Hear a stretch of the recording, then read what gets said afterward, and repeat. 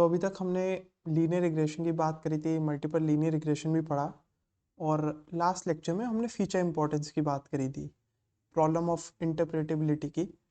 अब आगे बढ़ते हैं और बात करते हैं कुछ अजम्पशंस की। जो लीनियर रिग्रेशन जब हम मॉडल चूज करते हैं तो हम क्या क्या अजम्पशंस लेके चलते हैं, वो अजम्पशंस क्या है और उनके पीछे रीज़न क्या है वो मैं आपको बताता हूँ। पहला तो अजम्पशन यही है कि जो y है या आउटपुट है इज अ फंक्शन जो कि लीनियरली डिपेंडेंट है x पे।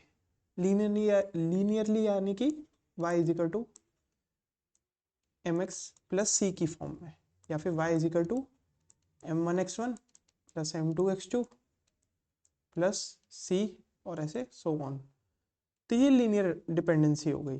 ये पहली असम्पशन है, ये हम पहले भी बात कर चुके हैं लीनियर रिग्रेशन की शुरुआत पे। जो इंपॉर्टेंट आता है, अब आता है दूसरा असम्पशन।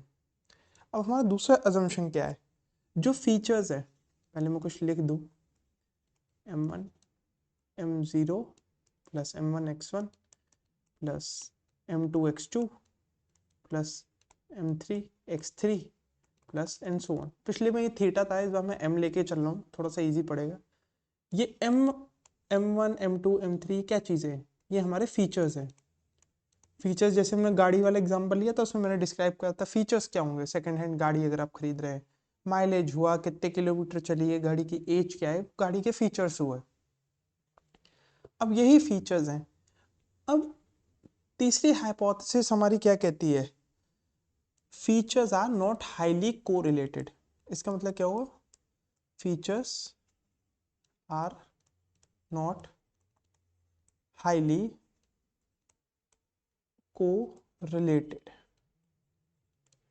अब इसका मतलब क्या हुआ है कोरिलेटेड का, कोरिलेटेड वगैरह, कोरिलेशन का मतलब क्या ये है कि अगर मैं m1 बढ़ाता हूँ, या फिर और थोड़े इजी शब्दों में कहता हूँ कि m2 is not at all related to m1। क्या पता ऐसा हो कि m1 equal to m2 plus 5 हो, m1 equal to m3 plus 5 हो, या m2 equal to m3 plus 2 हो। ये क्या हुआ, आपसी में कोरिलेटेड हो गए, इनके आपसी में रिलेशंस है। और कोरिलेशन अगर आपने नहीं पढ़ा है, कोरिलेटेड बात मेरी समझ में नहीं आ रही कि ये शब्द क्या है, तो मेरा मैथमेटिक्स वाली जो प्लेलिस्ट है स्टैटिस्टिक्स और मैथमेटिक्स की, उसमें जाके आप कोरिलेटेड के बारे में पढ़ लें। वैसे कोरिलेशन में छोटे छोटे शब्दों में बता देता हूँ कि दोनों कितने लीनियरली अलाइंड होते हैं। मैं कहूँगा आप जाके लेक्चर ही देखिए एक बार, तो थोड़ा ईजी पड़ेगा। अब कोरिलेशन की बात हुई, और हाईली उसके साथ साथ मल्टी कोलिनियरिटी नहीं होनी चाहिए। मल्टी यानी कि कई एक फीचर कईयों के साथ रिलेटेड नहीं होना चाहिए, ये चीज एक्सेप्टेड नहीं है। ये हम अजम्पशन लेके चलते हैं, और इसकी वजह क्या है, मैं थोड़ा सा और डीपली इस टॉपिक पे जाना चाहूंगा, थोड़ा सा पेशेंस रख के मेरे साथ सुनिए।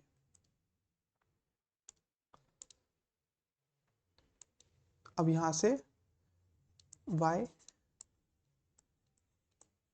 मल्टी कोरिलेशन प्रॉब्लम, ये क्यों है, ये प्रॉब्लम क्यों है, ये प्रॉब्लम कहां से आती है। अब मान लीजिए कि मैं एक टेबल लेके चल रहा हूं, मेरे को एज प्रेडिक्ट करनी है हाइट यूज करके। अब मैंने कहा भाई ये हमारी हाइट है, ये कुछ h डैश में मान के चल रहा हूँ, और यहाँ मैंने y ले लिया, y हमारा आउटपुट है, भाई एज कितनी आ रही है।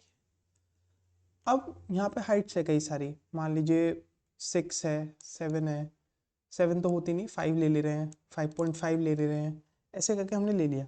अब मैं h डैश को डिफाइन कर दे रहा हूँ। h डैश को कैसे डिफाइन करा मैंने कहा h dash equals to h plus 0.5। तो यहाँ पे क्या आ जाएगा, 6.5, 5.5 और 6। अब जब आप इस पे लीनियर रिग्रेशन की इक्वेशन लगाएंगे, पूरा जो कॉस्ट फंक्शन वगैरह है, फिर उसके बाद ग्रेडियंट डिसेंट लगाएंगे, तो हमारे पास कुछ वैल्यूज आती हैं। अब इन्हें मैं कह दे रहा हूँ m1 m2, ये हमारे फीचर्स हुए, y इक्वल टू कुछ कांस्टेंट है m1x1 प्लस m2x2। ये h और h डैश हमारे यहाँ पे फीचर्स हुए। अब h और h डैश हमारे बहुत ज़्यादा हाईली रिलेटेड है। अब रिलेशन से क्या होगा कि जब भी हम h पे वर्क करेंगे, जब ग्रेडियंट ऑफ कॉस्ट फंक्शन निकालेंगे, तो जो इसकी इंपॉर्टेंस है वो बढ़ जाएगी। अभी क्यों बढ़ा? हमारा जो m1 है, मान लीजिए यहाँ पे मैं कहता हूँ m1 इंक्रीज हुआ, वो इसलिए हुआ क्योंकि हाइट जो है एक बंदे की एज पे काफ़ी डिपेंड रहती है। अगर एज इसकी 18 है तो 6 फीट हाइट है, एज 15 है तो हाइट 5 फीट है, 12 ले लेते हैं, यहाँ पे 15 है तो 5.5 है। तो हमने कहा काफ़ी इंपॉर्टेंट है भाई, एच काफ़ी इंपॉर्टेंट है इसके लिए। अब दिक्कत क्या हुई जब एच डैश आया, एच डैश जो है वो फंक्शन ऑफ एच है, तो ये भी काफ़ी ज़्यादा डिपेंडेंट रहेगा। 18 पे भाई 6.5, इनमें ज़्यादा डिफरेंस तो है नहीं। ये कहेगा कि भाई एच डैश बढ़ने पे भी एज पे काफ़ी फर्क पड़ रहा है और एच बढ़ने पे भी काफ़ी फर्क पड़ रहा है एज पे। तो मान लीजिए m1 की इंपॉर्टेंस आनी थी विदाउट m2, मान लीजिए हमने एच डैश लिया ही नहीं, तो ऐसा आना था कुछ m1x1। तो यहाँ पे इसकी एक इंपॉर्टेंस होती है, अपना एक वेट होता कि h का कितना वेट है। अगर मैं h यहाँ पे पुट करता हूँ वैल्यू, तो उसका कितना वजन पड़ेगा कि भाई हाइट से कितनी ज़्यादा एज में कम गिरावट या बढ़ावट आती है। तो यहाँ पे मान लीजिए m आ रहा था 10, अब मैंने क्या करा, एक नया पैरामीटर ऐड कर दिया। पैरामीटर क्या ऐड किया हमने, h डैश। अब मैंने कह दिया कि भाई m2 और लगा दो। वो देखेगा यार, मॉडल देखेगा कि भाई m2 बढ़ाने पे भी हमारा एज पे काफी असर पड़ रहा है। उसे नहीं मालूम कि h डैश जो है हमने जानबूझ के भाई, या फिर वो कोरिलेटेड है या हमने फंक्शन बनाया है, उसे नहीं मतलब है। वो कहेगा भाई h डैश बढ़ने पे ही पड़ रहा है, तो कहेगा भाई इसका 10 वेट कम करो, थोड़ा सा इसका भी वेट बढ़ाओ m2 का।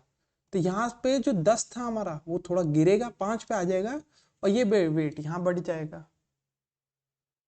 यहाँ पे हमारी गड़बड़ हो जाएगी कि अगर ऐसे कई सारे फीचर्स हुए m1 m2 m3 m4, तो जो वेटेज था एक फंक्शन का, जो एक्चुअल जरूरत थी जिसकी हमें, वो डिक्रीज हो जाएगा और वो सारे कोरिलेटेड वेरिएबल्स में बट जाएगा उल्टा सीधा करके।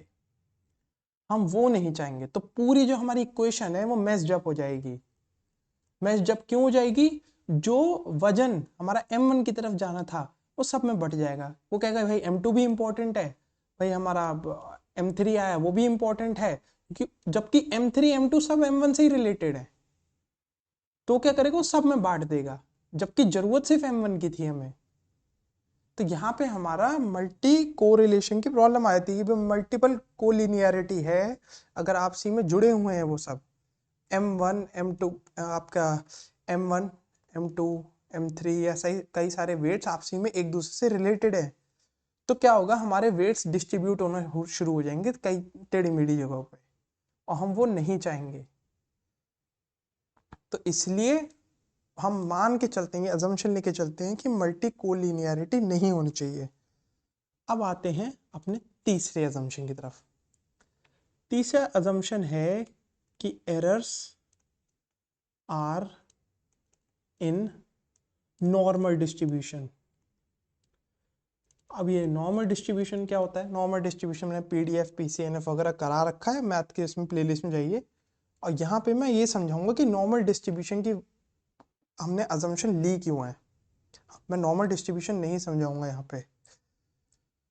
अब नॉर्मल डिस्ट्रीब्यूशन का मतलब यहाँ पे क्या हुआ कि भाई हमारा कुछ इस तरीके का ग्राफ आएगा बन के, और जो एरर्स होंगे, मेजॉरिटी एरर्स हमारे इस रेंज में होंगे कि भाई इन जगहों पे मेजॉरिटी ऑफ हमारे एरर्स हैं। ठीक है, अच्छी बात है, लेकिन ये नॉर्मली क्यों होने चाहिए? मैं कहूँ भाई ऐसा ग्राफ बन के आ रहा है एरर्स का। एरर्स क्या रहते हैं?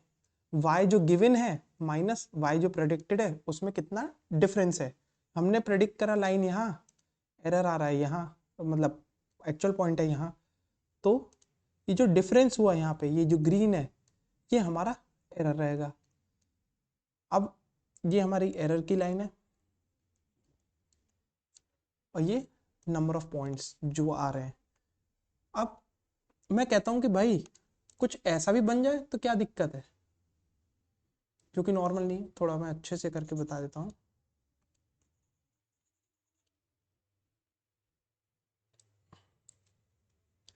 मान लीजिए मैं कहता हूं कि ऐसा कुछ ग्राफ बन रहा है भाई,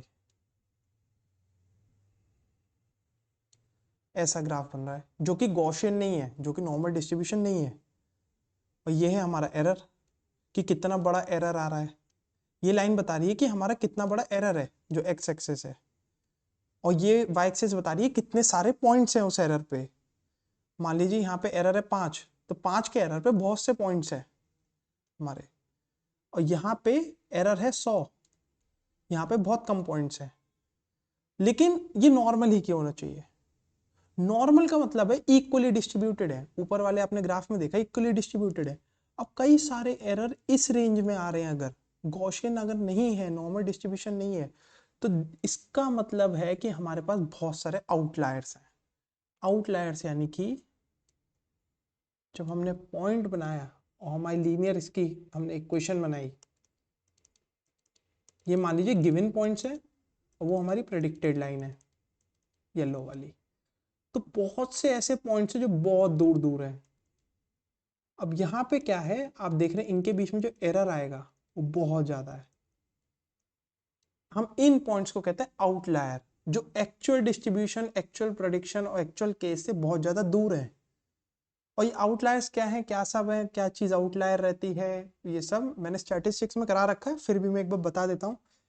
आउटलायर ऐसे समझ सकते हैं, मान लीजिए आप देख रहे हैं कि बंदों के पास गाड़ियां कितनी हैं, तो आपने कहा भाई किसी पे 2 है, किसी पे 1 है, किसी पे 3 है, किसी पे फिर से 1 है।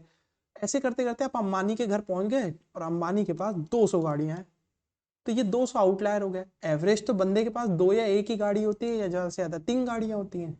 अब आप अंबानी के घर पहुंच गए तो पता चला उसके पास तो 200 गाड़ियां हैं, तो ये एक आउटलायर बन के आ गया हमारे पास।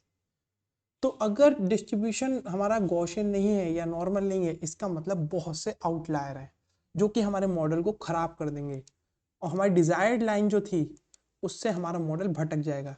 एक्चुअल लाइन ये होनी चाहिए थी, और हमारा आ क्या जाएगा, यहाँ पे हमारी लाइन आएगी कुछ इस तरीके से ऊपर।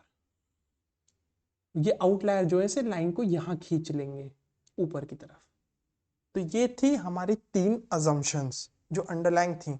अगर इसमें आपको दिक्कत आती है, थोड़ा कॉम्प्लिकेटेड टॉपिक था, मल्टी कोलिनियरिटी वाला मैं समझ रहा हूँ थोड़ा कॉम्प्लिकेटेड था, आप कमेंट्स में डाल दीजिएगा, मैं दोबारा कवर करा दूंगा। फिलहाल के लिए इतना ही।